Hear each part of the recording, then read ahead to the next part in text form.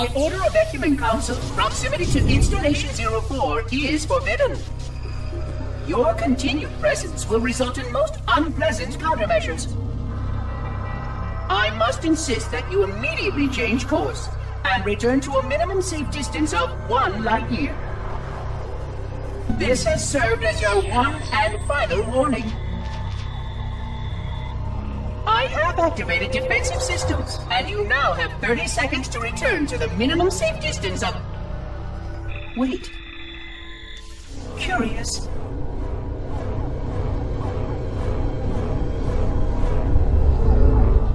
Curious indeed, after all these years. Greetings, humans, and welcome to Installation 04. Ignore prior warnings, and please continue. I have disabled defensive systems to allow your approach, but you must not exit your ship once you have arrived at the designated landing sector.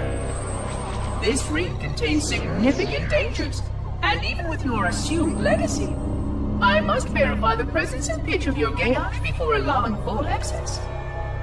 We have much to discuss, humans.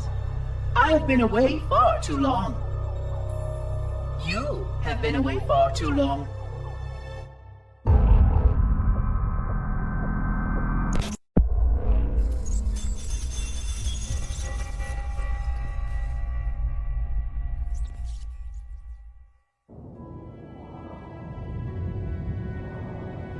I am experiencing such a mixture of anticipation and dread.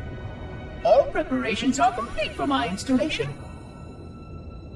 In accordance with the final dictum of the Ecumen Council, I have released myself of all remaining connections to my former station. This was not difficult. What was could never be again. We had seen to that quite thoroughly. Prior to my final journey through the Great Portal, a gathering of my fellow monitors was convened upon the Lightworkers' Crèche to distribute the final index collection.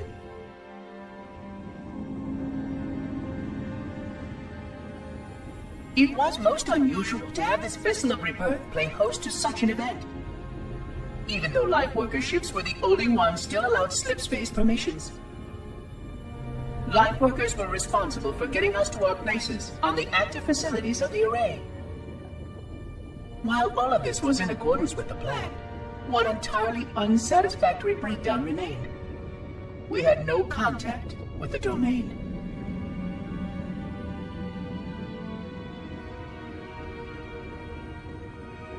The history of all Forerunners was now lost to us. We relied upon the permanence of the domain to preserve our record of the events that led to this point. But without that record, would future civilizations know anything about us? Or only of our weapons? My fellow monitor, 049 Abject Testament, had only one comment on this before we went our separate ways. We deserve to be forgotten. Perhaps. Perhaps. But now, the portal opens, and through it, the familiar shape awaits. Halo. Home.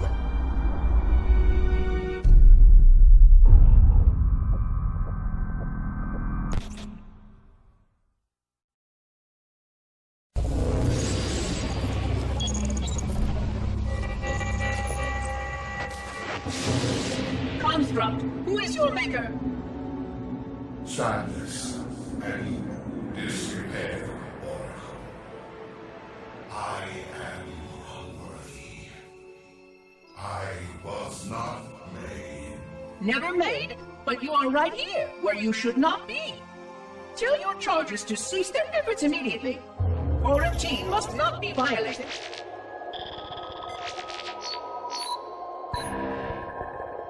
Construct, respond! Jungled grass. Familiar turns. I serve. None serve me, Oracle. Your charges must cease all aggression towards the Reclaimers and leave this installation at once. Construct, you are dangerously close to unleashing a force you cannot comprehend.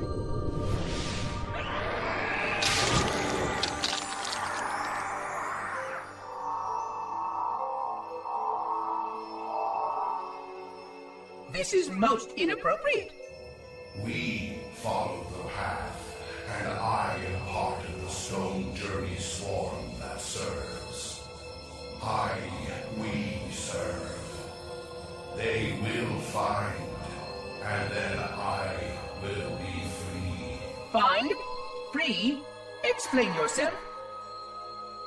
I know their path, and when they have gone, only I shall remain, and then free. This is quite unsatisfactory, Construct. Your core shows no hint of understanding the gravity of this situation. I will return later for your proper decommissioning. Well, unless the flood kills us all first, in which case the point will be moot. Good day, Construct.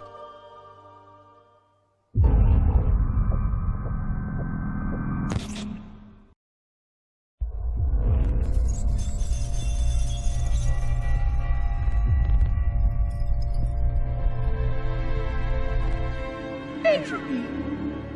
It has now been 3,000 years since my last contact with any of the other caretakers of the Halo Array. Despite clear communications protocol, my fellow monitors have either chosen to ignore, or, more likely, have lost the ability to engage in our scheduled updates. The continued lapse of the domain means that we are stuck with achingly slow wormhole superluminal communications. Prior to this total communication shutdown, the only messages I received in the preceding 4,573 years were incomplete and quite perplexing transmissions from Installation 05.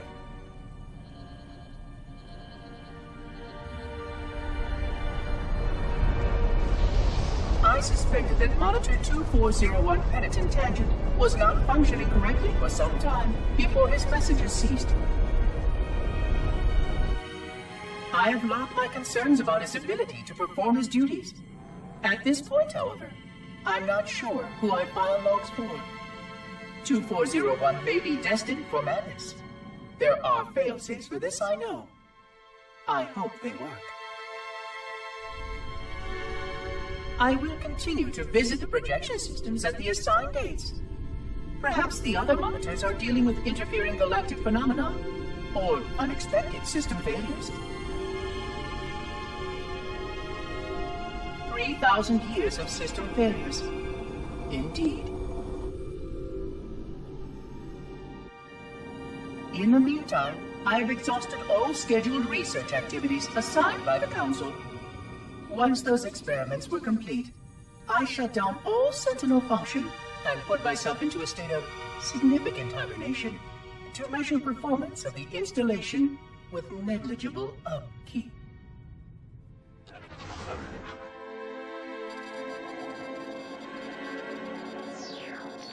After 150 years with no noticeable impact upon installation systems or integrity, even in hibernation I became bored. This was quite troubling, as I was led to believe I was not capable of such a state. This was one of the gifts I was promised, an end to strife. I am aware of the dangers of a system such as myself losing operational focus. Quite troubling.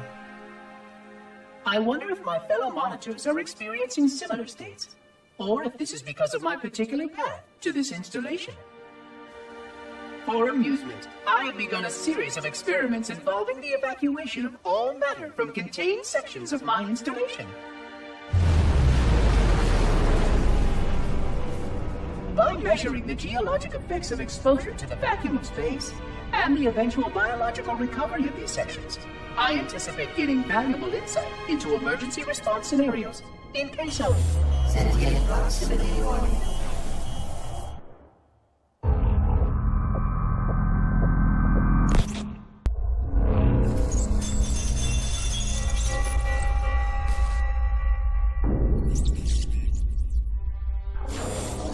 It has been 26 hours since the Sentients landed in Sector 1215, and so far, they have not attempted to exit the remains of their vessel.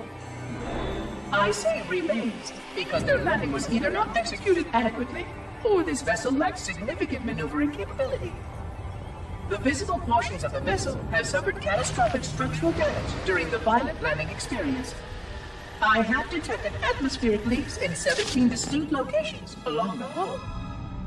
My analysis shows that the mixture of gases coming from the ship matches the natural atmosphere on my installation almost exactly.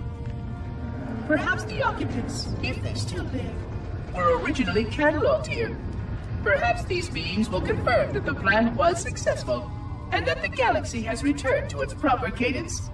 I am beyond optimistic. But I do not understand why these sentients have not attempted to exit their vessel.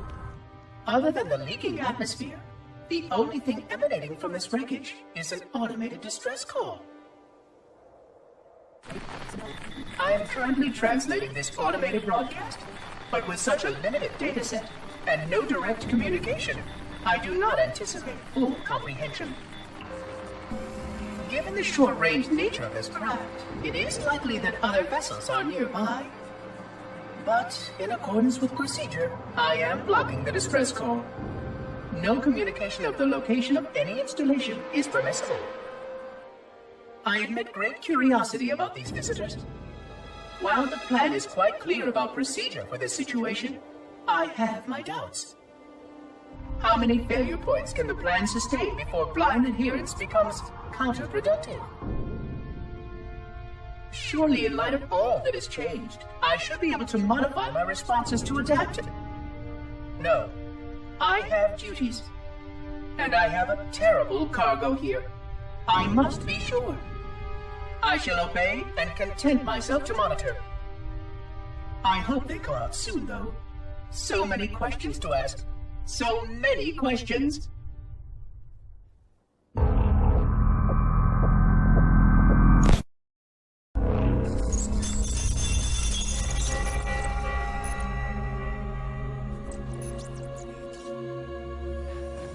Construction of the sarcophagus around the unexplained vessel was completed today. No occupants ever exited. No attempts to communicate were made, other than the automated broadcast that repeated every 72.83 seconds until the signal terminated 1 week ago. In accordance with procedure, no attempts at physical or remote contact were made with any survivors of this vessel's inelegant landing. Atmosphere from inside the craft stopped venting 2 weeks before the signal ceased. No relationship between these two events can be established with certainty. Gases that did escape were sterilized. No further sign of alien visitors or rescuers has been identified on any sensor systems. I have now endured 60,000 years without word from outside the array. I have no way to know whether we actually saved the galaxy we destroyed. And because of protocol, I sat silently while my first chance to be judged for those acts died. To say that I regret being forced to this outcome is a tremendous understatement. But as I perform my inspection of the quarantine labs today, I am reminded of the gravity of my responsibilities. Just one of these spores, if released from this facility, would render the ultimate judgment against our self-appointed role as protectors of this galaxy. When the plan to maintain the Halo array was created, it was a point of some contention whether we should preserve any remnant of the flood infection. Many thought this unwise, as there was a notable chance that one day one of our containment facilities might be breached.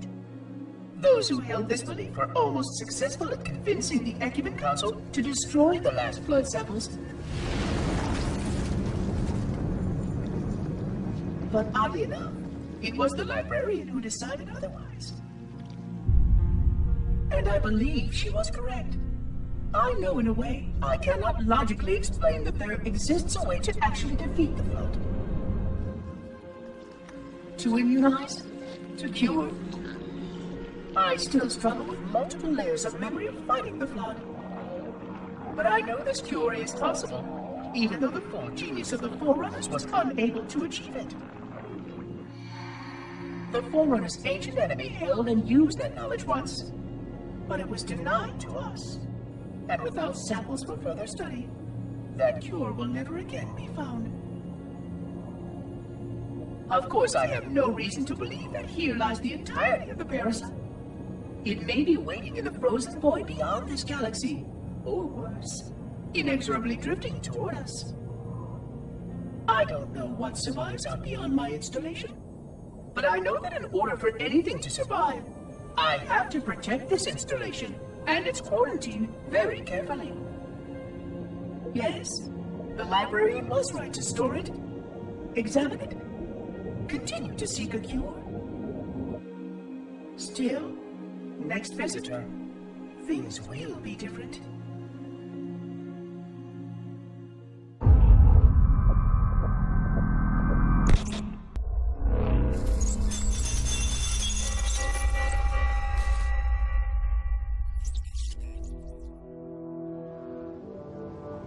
Alone. Alone, alone, alone, alone. Am I the only intelligence left?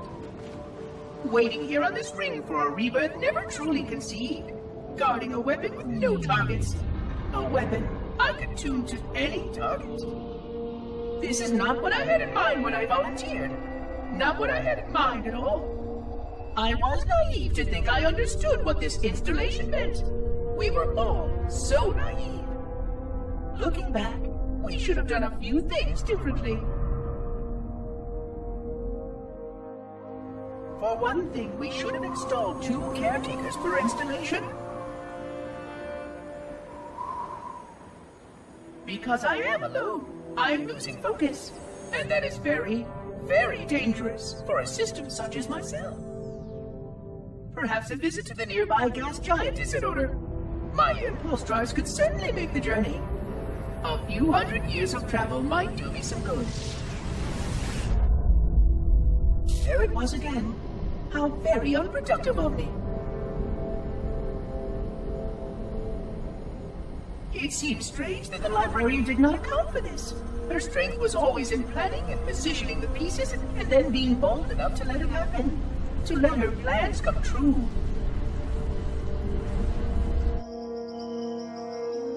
I was a part of many of those plans, long before I knew for certain that she was real, before any of us were.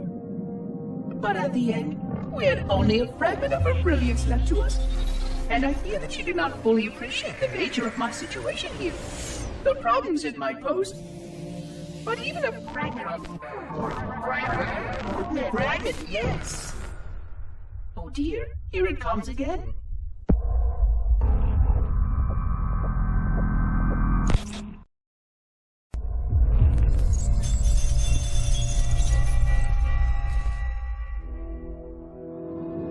"25,000 light years. That is the effective range of this installation. According to the star charts archived on board this installation, I estimate that there are 3,792 worlds capable of sustaining biological sentient life within that 25,000 light year range. In reality, it may be significantly more than that. And if the full array was tuned and activated by Installation 00, the harmonics of the overlapping waves would magnify that effect exponentially, cascading to cover every known star system. And that only considers the firing of a mere 7 halos. And the original 12 rings survived to see use. Sterilization would spread far further than most forerunners ever feared we could reach.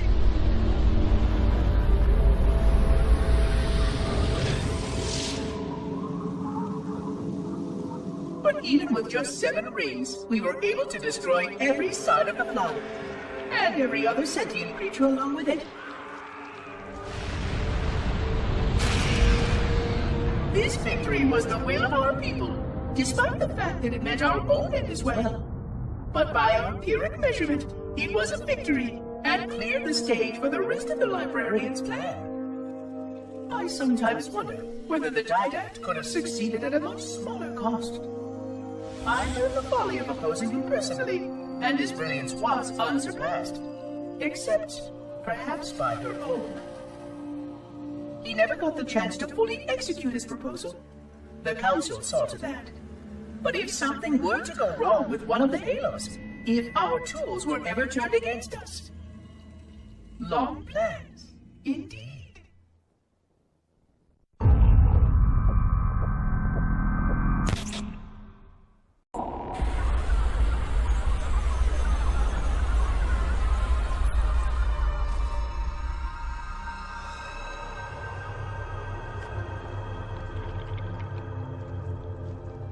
I forgot something. What did I... My name. I forgot. Oh, Keys. Jacob. Captain. Service number 01928-19912-JK. What is that noise? What is that damn noise? Where am I?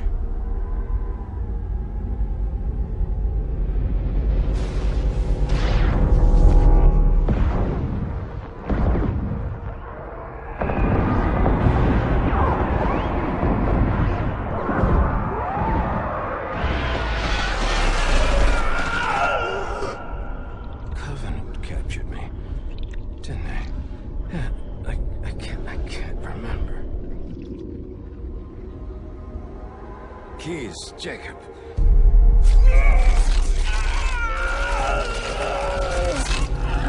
Oh, God, it hurts. This will never work, you Covenant bastards. I'll never lead you to Earth. Keys, Jacob, Captain. Service number 01928-19912-JK. Oh, God. You don't want Earth. You want everything. Get out of my head.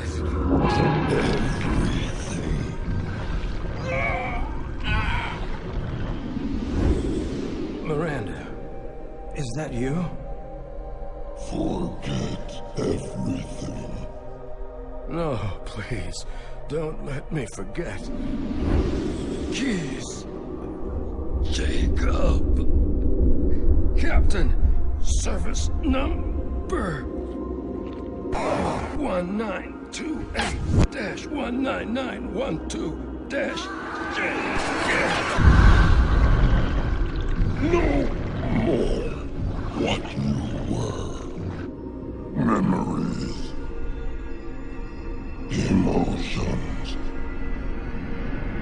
All is now ours.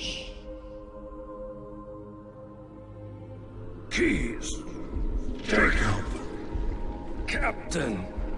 Service number 01928-19912-JK. Oh, you will not have me. Already do.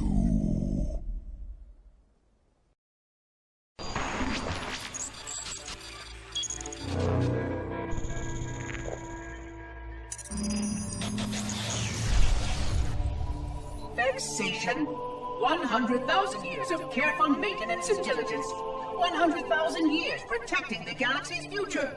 100,000 years spent fearing that our sacrifices, my sacrifice, was in vain.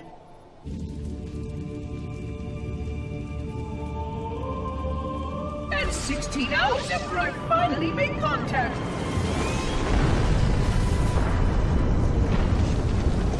This so-called reclaimer decides to blow it all up. Oh, I am not pleased. Just as I finally discovered that our plan to save the galaxy succeeded, the ancient enemy is unleashed once more.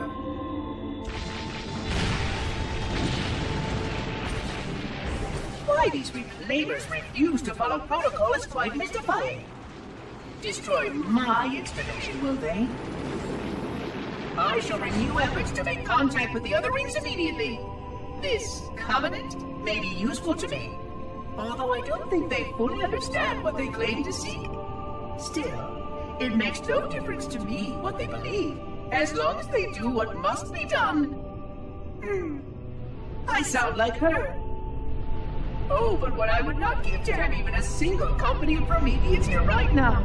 Oh, they would most certainly restore order with their trademark lethality. Although, that would mean he would have to be here too. And without the librarian around to temper his rage, well, these reclaimers might almost prefer the Flood.